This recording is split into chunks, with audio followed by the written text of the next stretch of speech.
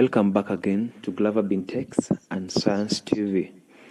Have you ever been troubled on how to write a lab report? So here is the lab report writing format that we'll be going to show you. So when you want to write a lab report, you must know of some of the different information that you need to include in your report. What's the structure of report structure that you need to know when you want to write? Number one, you must have a title. Number two, you must have an introduction. Number three, you must know the material and the methods you'll be using in conducting your experiments. Number four, you must know the result. That's the results are obtained from the methods or conduction. Then you must have discussion. Then you conclude. After conclusion, you might add your references and appendices. That is for your lab report. So as you can see, this one is created. These are documents that is created by Glover Bintex and Science TV on writing lab report format. Number one, I've said that you will be starting with the title page. The title page entails your name, your student number, the experiment title, and the date.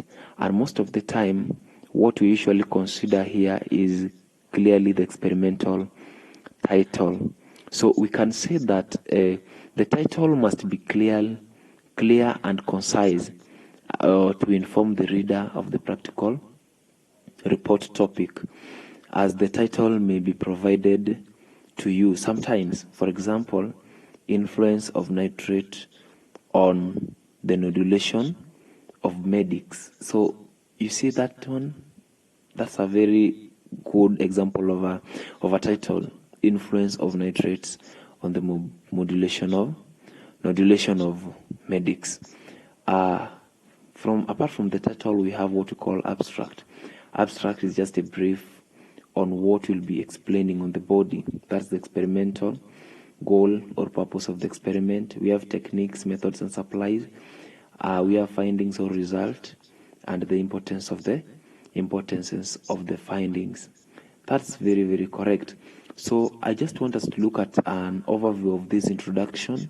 We know very well that an introduction provides the background information needed for the reader to understand the context and purpose of the experiment. So at the end of the introduction, we know that the aim is clearly stated. So your introduction, you have to make it clear to the reader on what you are doing on the experiment or during the backdrop, and always try to respond the following question when you're writing introduction. Number one, what purpose does your experiment serve? Number two, what are the underlying theories or subject?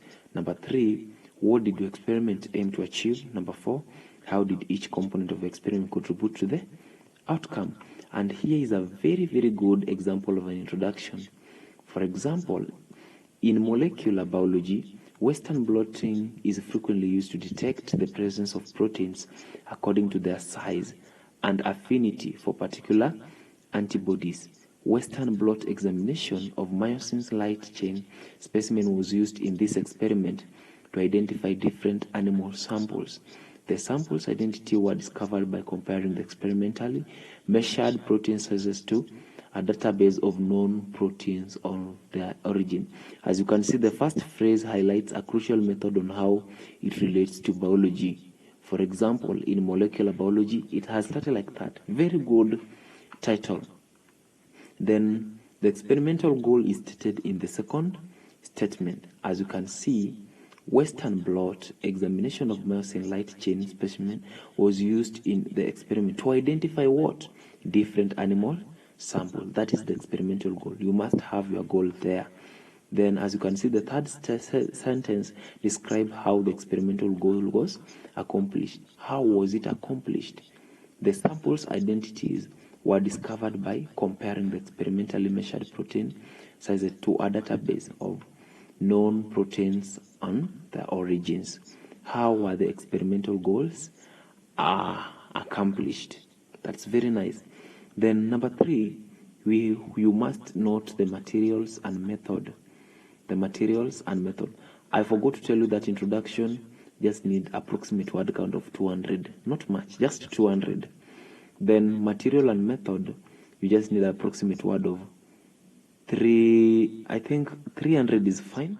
So in material and method, that is, we want to look at the resources and the procedures. We know that while writing report, you must provide for your readers enough detail to enable them repeat your experiment, because they will also conduct the experiment. They are using your own procedures and own material here. So you have to explain the tools you used and the step you took during the experiment. So you describe what was done in the experiment. You must describe what was done. And as I said, approximately 300 word count is just enough for you. Then we will have what we call the results or the finding. The results or the finding. So here you also need approximately 300 words. Just present the findings of the experiment. What did you find? So without doing any analysis, summarize your main conclusions and observation. Without doing any analysis, summarize your main conclusion and observation. Therefore, you have to provide tables, figures, and graphs together with a sentence by sentence description of your findings. So you have to ensure that all of your tables, figures, and graphs have what we call captions. What we call captions. And here it is very, very important. So, for example, we just say the result section is where you present the data obtained in your experiment. So you must know that in logical order anyway, depending on how much data you have, it is usually best to summarize results. Your complete data set can include maybe as an appendix anyway, and as you know, it is desirable to display results using tables or figures, e.g. graphs, photographs. Tables and figures in the results section must be referred to in the text before before the table or that figure is presented, and that is very, very crucial. For example, I can say in this table 1, mean heart rates of participant. For example, heart rate by condition. Then the remaining, for example, is 66. Then running is 80. Then walking is 70. Maybe when measured in BPM. So this is why you will have that table. For example, there was a table that you were asked during your start report. For example, let me say you are doing a report on, let me say, electricity, how to find the resistance of a conductor. That one you'll be measuring the voltage and the current. So you see that table, you have to fill it here. This is why you will be writing it. Then again in your findings, that's where you're gonna do your let me say your graphs. This is why you'll be presenting your graphs, because that's how you find it. I hope are we together up to that point. Then we have what we call discussion. We have what we call discussion. The purpose of the discussion is mainly to provide an explanation for your result and to interpret those results in the context, existing theory and knowledge. So therefore, the discussion selection will generally need to include references. I know this is what you know. You relate the result back to the aim.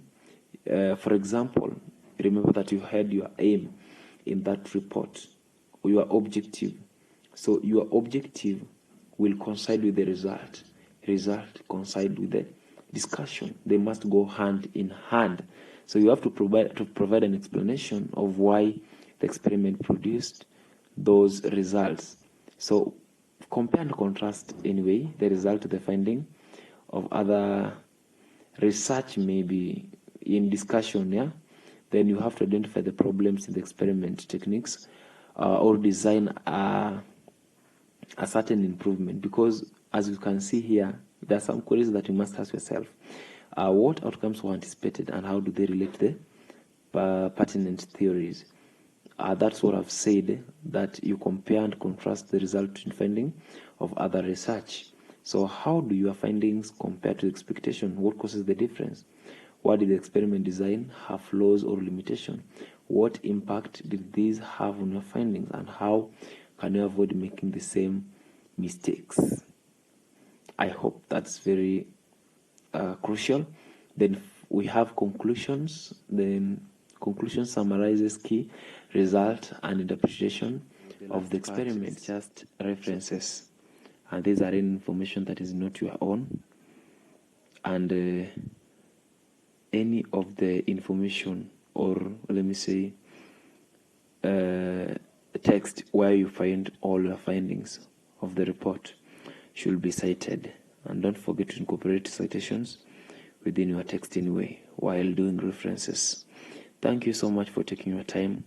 Don't forget to like, don't forget to share, and don't forget to subscribe so that you get much and much information. Thank you.